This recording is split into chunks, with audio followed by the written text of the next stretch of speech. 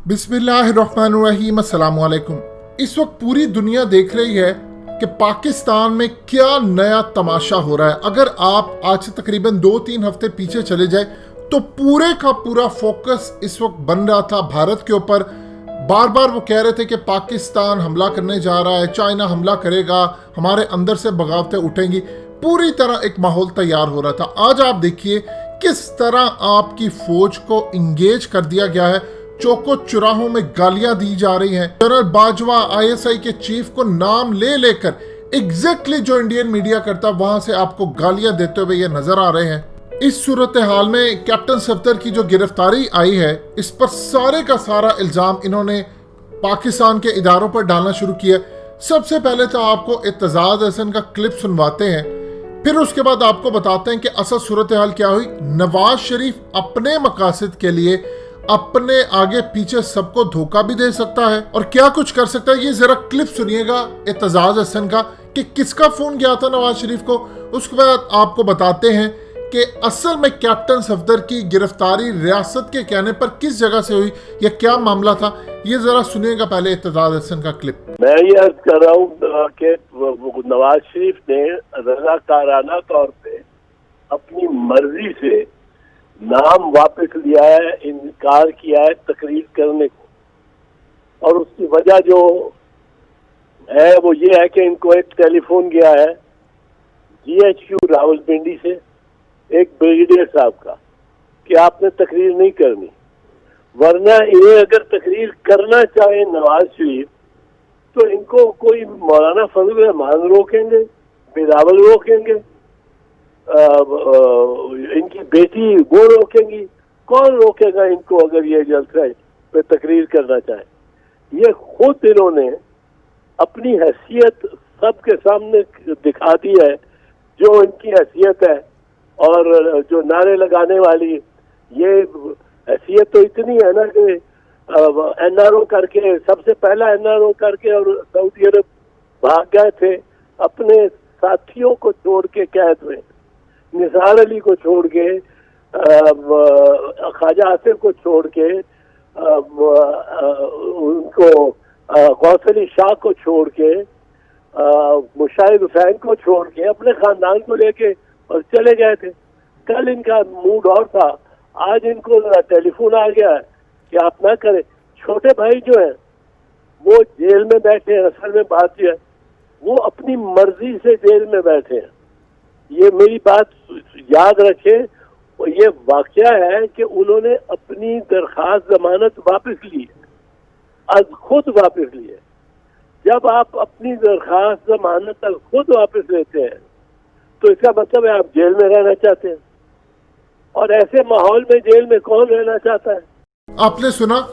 आप अगर ये समझते हैं कि आप चौकों चौराहों में उठकर फौज को गालियां देंगे, आप किसी और मुल्क में ये काम जरा करके तो दिखाएं। आप इवन इंडिया के अंदर ये काम करके दिखाएं, आप बांग्लादेश में ये काम करके दिखाएं, आप रूस में करके दिखाएं।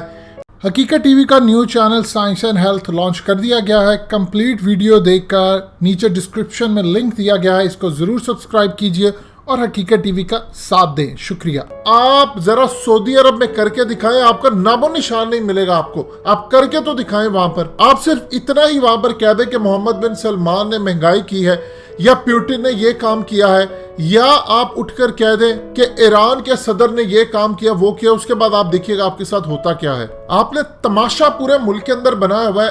पूरे का पूरा निजाम मफलूज हो चुका है। ये वैसे गिरने तो जा रही है, तो आपको हकीकत टीवी थ्रू आउट बता रहा था कि अब आपको निजाम गिरता हुआ नजर आएगा। ये जो तसादुम आपको होता हुआ नजर आ रहा है, इसका एंड सिर्फ एक ही होना है, ये पूरे का पूरा निजाम गिर जाएगा और ये गिरने जा रहा है। अब आते हैं जरा असल में कैप्टन सफदर की गिरफ्तारी पर। ये सबसे पहले कुछ क्लॉजेस आपकी स्क्रीन पर चल रही हैं, इसको जरा आप गौर से समझ लीजिए। मिज़ार कायद वो ऐसी जगह है, हमारे ये फाउंडिंग फादर हैं कायद आज़म मोहम्मद अली जिन्ना, दुनिया के प्रेसिडेंट आए, प्राइम मिनिस्टर आए, वो इस मिज़ार पर जाते हैं, हाजिरी देते हैं, खराज अकीदत पेश करते हैं। ये तमाम काम होते हैं। इवन के इसी तरह पाकिस्तान के प्राइम मिनिस्टर जाएं, वो तुर्की के अंदर जाएं या वो किसी और मुल्क के अंदर जाएं, उनके फाउंडिंग फादर्स को जाकर भी आपको इज्जत देनी पड़ती है।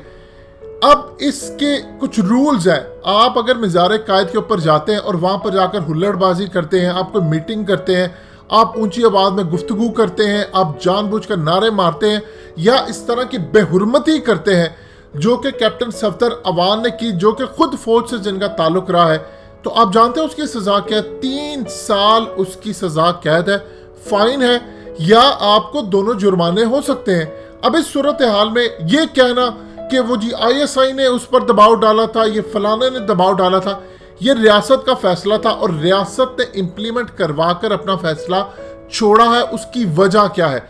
देखिए, रियासत ने अगर कैप्टन सफदर की गिरफ्तारी है तो इसमें रियासत ने काम करना था। आप बेहुरमती कर रहे हैं।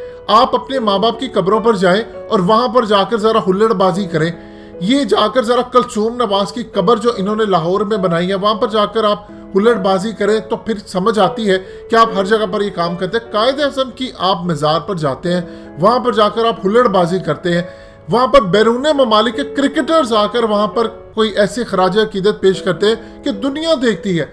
आप इस मुल्क के अंदर ये काम करेंगे और रियासत चुप रहेगी, ये ऐसा नहीं होने वाला। मुराद अली शाह जो मर्जी कहते रहे, मुझ पर दबाव था, मरियम नवाज को वो फोन पर बताते रहे कि मैंने नहीं किया, मैं इसमें शामिल नहीं हूं। रियासत अपनी रिट मनवा कर रहती है और उसने मनवा कर रहना है, जो मर्जी आप कर लें। आज आप देख लीजिए कि इमरान खान क्या कह रहे हैं। इमरान खान ने अपनी तकरीर में ये वर्ड्स इस्तेमाल किए कि खुदा का वास्ता है, मैं इस वक्त चीफ जस्टिस को कहता हूं, मैं नैब को कहता हूं, अदलिया को कहता हूं कि इनके केसेस आपने 30-30 साल से लटकाए हैं, इनको मंतकी अंजाम तक पहुंचाए। यानी अब दूसरे लफ्जों में इमरान खान को 100% रियलाइज हो गया कि इस्लामिक सदारती निज़ाम की जो रियासत की जानिब से इमरान खान को कहा गया था कि आप इस निज़ाम को लपेटे, इस निज़ाम की जगह आप इस्लामिक सदारती निज़ाम लेकर आए और उसके बाद अगले मरहले के लिए जाएं जहां पर आप इजीली प्रेसिडेंट ऑफ पाकिस्तान बन सकते हैं। आपको किसी फलाने पार्टी का, किसी लोटे का या किसी इस जगह की कोई जरूरत नहीं है।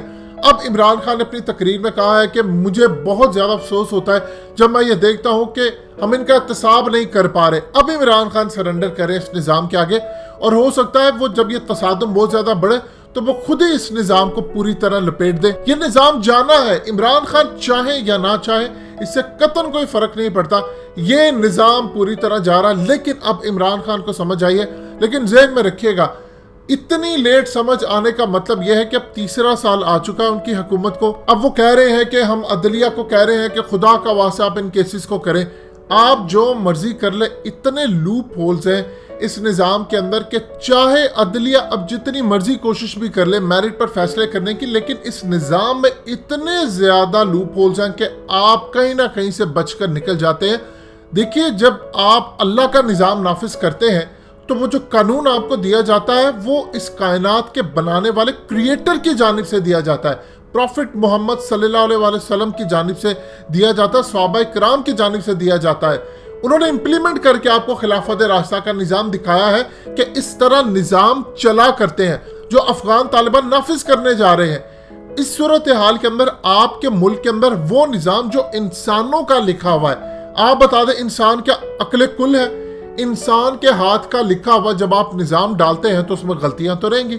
यही वजह है कि अब इमरान खान को पूरी तरह रियलाइज हो रहा है कि मैंने बहुत बड़ी मिस्टेक की है, इसलिए वो कह रहे हैं कि अदलिया को कह रहे हैं कि नायब को कह रहे हैं कि इनका कुछ करें, लेकिन इस निज़ाम में वो कुछ नहीं कर पाएंगे। एक धेला भी वो इनसे रिकवर नहीं करवा पाएंगे। ये तीसरा साल है, ये 2 साल मजीद और गुजर जाएंगे। लेकिन इस सूरत हाल के अंदर इमरान खान को ये बात अच्छी तरह समझनी है कि डे फर्स्ट से जो आपने कहा था अपनी पहली तकरीर में कि मैं जाऊंगा चीफ जस्टिस को साथ बिठाऊंगा, आप नहीं गए, आपने नहीं बिठाया, इस निज़ाम को नहीं बदले, तो मामला इस तरफ पहुंच चुके हैं। अब इस सूरत हाल के अंदर कोई ये समझता है, कोई आम शख्स अगर वहां पर जाता है और जाकर मज़ार कायद के ऊपर जाकर हुल्लड़बाजी करे तो उसको तो फौरी तौर पर सिंध हुकूमत गिरफ्तार करेगी, उसकी पुलिस भी गिरफ्तार कर लेगी, उसको उसी अहाते से गिरफ्तार कर लिया जाएगा। लेकिन आप इस सूरत हाल के अंदर जब ये देखते हैं कि सिंध हुकूमत पैरालाइज हो चुकी है, वो किसी तरह उनकी पुलिस काम नहीं करेगी, तो रियासत को तो फिर इंटरवीन करना पड़ेगा। जब रियासत इंटरवीन करेगी तो फिर इस सूरत हाल के अंदर रियासत अपनी रिट मनवा कर रहेगी और वो फिर गिरफ्तारी आपके सामने। ये कोई गैर कानूनी नहीं है। जब आपको बता दिया गया है कि आप हुल्लड़बाजी नहीं कर सकते, वहां लॉ है कि आप 3 साल तक आपको सजा हो सकती है, तो फिर कैप्टन सफदर को अगर गिरफ्तार कर लिया तो इसमें तमाशा इतना क्या है? क्यों इतना ज्यादा शोर मचा रहे हैं? आप पहले से हरकतें ही ना करें कि आपको रियासत को कोई ऐसा ऑर्डर जारी करना पड़े जिससे आपकी गिरफ्तारी हो। दोस्तों, हकीकत टीवी को सब्सक्राइब करना मत भूलिए, वीडियो को लाइक करें, शेयर करें और कमेंट सेक्शन में अपनी राय का इजहार जरूर करें।